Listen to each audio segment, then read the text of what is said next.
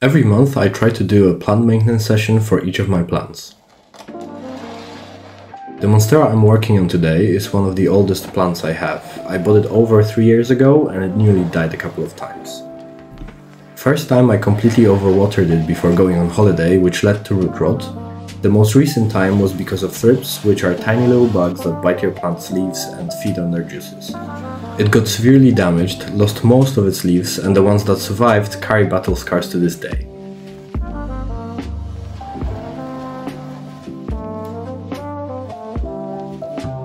Nonetheless, after months of strangulacious pest skirmishes, the war on thrips in 2022 had a victorious end. I've killed every remaining thrip, repotted the plant and attached it to a moss pole. There's been a lot of new growth throughout the winter and the plant seems to have recovered fully. Now it needs some manicure, a shower, and I also want to raise her higher so it's not so crowded with my other plants. I'm going to start with a thorough leaf inspection. When looking at this yellow leaf, I didn't see any bad signs. It was one of the oldest leaves that remembers all the troubles of the past.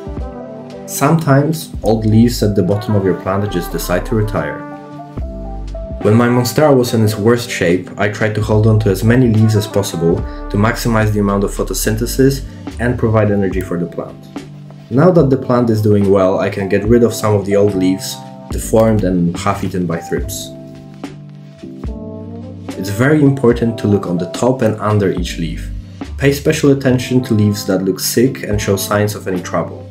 Your plant may be communicating something very important that you don't want to miss.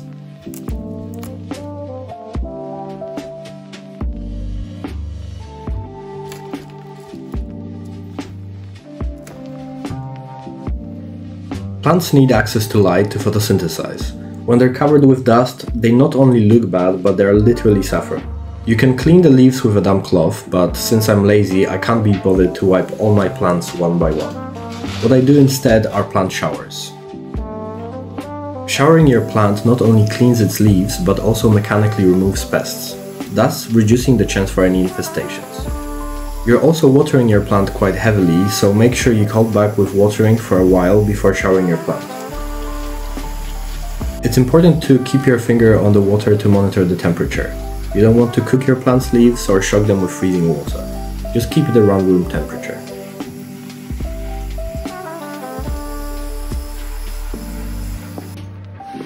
As a precautionary measure, I sprayed this Monstera with insecticide because I had some spider mites on a neighboring alocasia. After last year, I'm not taking any chances with pests indoors. When spraying insecticide, make sure you wear an N95 mask and gloves. I also had the extractor fan going to ventilate the room. Lastly, I'm using a stool someone else had thrown out in my neighborhood, which is going to be very useful to raise up this plant. When I find the time, I'd like to sand it and paint it black. Now the Monstera is raised, it's less crowded and there'll be more room for airflow and light to reach all of the other plants. Plus, it looks good.